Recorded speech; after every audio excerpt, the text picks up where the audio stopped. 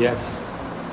उत्तर प्रदेश के हाथरस ज़िले के फुलरई गांव में एक सत्संग समागम के बाद भगदड़ मच गई, जिसमें सैकड़ों लोगों की मौत की खबर है।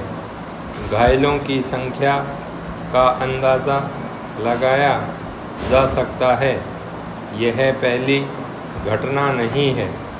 धर्मपरायण देश में ऐसे आयोजन होते रहते हैं, लेकिन इनमें मजबूत प्रबंधन का नितांत अभाव होता है, जिसके कारण अक्सर भगदड़ की खबरें सामने आती रहती हैं।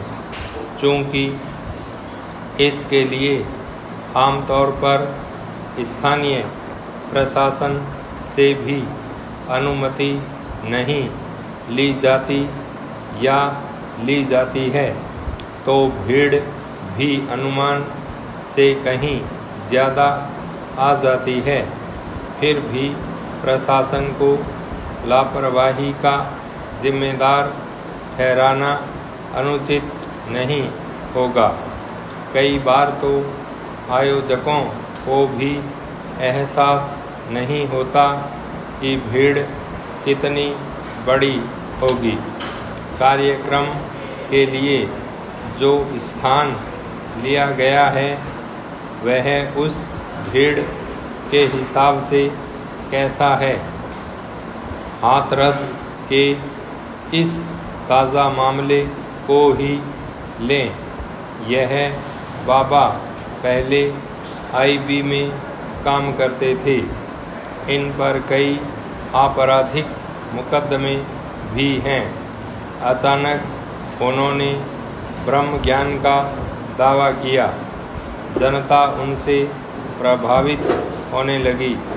दोनों पति पत्नी भोले बाबा के नाम से समागम करने लगे। भारत में ऐसे बाबाओं की भक्त संख्या को वोटर के रूप में देखते हुए नेता और प्रशासन ऐसे मामलों में हस्तक्षेप नहीं करता। देश के कुछ बाबाओं के आचरण को लेकर तमाम आपराधिक घटनाएं देश ने देखी हैं। वैसे भी प्रशासनिक सिद्धांत के अनुसार भारत जैसा कम पढ़ा लिखा लेकिन बेहद धार्मिक, खासकर प्रवचन, संगीत, भंडारा जैसे आयोजनों को लेकर समाज अक्सर अपनी जान के प्रति लापरवाह होता है, जबकि आयोजकों को भीड़ जुटाने के अलावा उनकी सुरक्षा में कोई दिलचस्पी नहीं होती। याद करिए, आज़ाद भारत में सन 1954 के प्रयाग के कुंभ मेले में भी हजारों लोगों की भगदड़ में मौत हुई थी। क्या हम ऐसी घटनाओं के बाद कोई सबक लेते हैं? अगर आराम चाहते हैं तो सीखना छोड़ दीजिए, और सीखना चाहते हैं तो आराम छोड़ दीजिए। सितंबर 2022 में कन्याकुमारी में भारत जोड़ो यात्रा शुरू करने से लेकर 24 जून 2024 को 18वीं लोकसभा का सत्र शुरू होने तक राहुल गांधी ने सफ़ेद टी-शर्ट की वर्दी ही धारण की थी। लेकिन अब जब संसद मानसून बजट सत्र के लिए तैयार हो रही है, तो क्या उनके व्यवहार में बदलाव आएगा? शुरुआती संकेत दिलचस्प थे। लोकसभा के शुरुआती सत्र में राहुल की बॉडी लैंग्वेज नियंत्रित लगभग विनम्र थी। उन्होंने तीसरी बार प्रधानमंत्री बने नरेंद्र मोदी से हाथ मिलाया और लोकसभा अध्यक्ष ओम बिड़ला का अभिवादन करने के लिए सम्मानजनक तरीके से पेश आए। लेकिन जब अध्यक्ष ने 1975 से 1977 के आपातकाल की 50वीं वर्षगांठ की पूर्व संध्या पर आधिकारिक रूप से निंदा करने का प्रस्ताव पेश किया तो कांग्रेस का मूड अचानक बदल गया। उसके सांसदों ने नए संसद सत्र के दूसरे दिन सदन के बेल में जाकर मर्यादा भंग की। राहुल की खुद की प्रतिक्रिया आक्रामक थी, लेकिन इसका जिम्मा उन्होंने अपने सांसदों पर छोड़ दिया कि वे आपातकाल के दौरान कांग्रेस द्वारा किए गए अत्याचारों की निंदा करने वाले प्रस्ताव को लोकसभा द्वारा मंजूरी दिए जाने के खिलाफ विरोध दर्ज कराएं।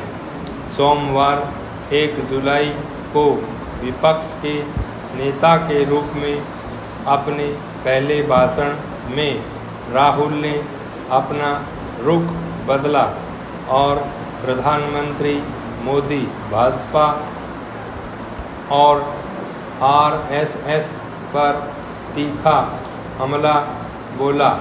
लेकिन इस दौरान वो दो बुनियादी गलतियां कर बैठे जो राजनीतिक रूप से महंगी साबित हो सकती है। एक, उन्होंने हिंदुओं को हिंसक कह दिया और फिर बाद में इसे संशोधित करके इसे भाजपा संघ की ओर लक्षित किया। दूसरा, उनका लहजा और बॉडी लैंग्वेज भी ठीक नहीं थी। आपातकाल के दौरान 1 लाख से ज़्यादा विपक्षी नेताओं, पत्रकारों और कार्यकर्ताओं को बिना किसी सुनवाई या न्यायिक समीक्षा के जेल में डाल दिया गया था। सुप्रीम कोर्ट को निष्प्रभावी बना दिया गया था। संविधान को ताक पर रख दिया गया था। इंडिया गठबंधन के सहयोगी सपा, राजद और द्रमुक भी कांग्रेस के विरोध प्रदर्शन में शामिल नहीं हुए। कारण आपातकाल के दौरान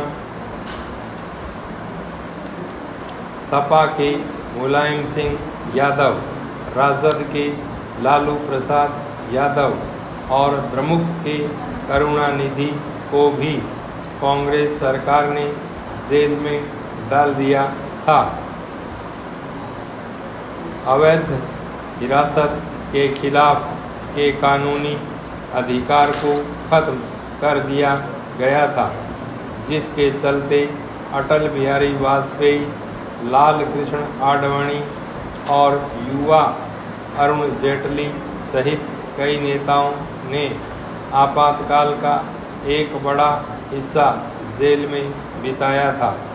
आपातकाल की सबसे शर्मनाक घटनाओं में से एक में सुप्रीम कोर्ट के 5 में से 4 न्यायाधीशों ने सरकार की इस स्थिति को स्वीकार कर लिया था कि आपातकाल में जीवन और स्वतंत्रता के संवैधानिक अधिकार समाप्त हो चुके हैं।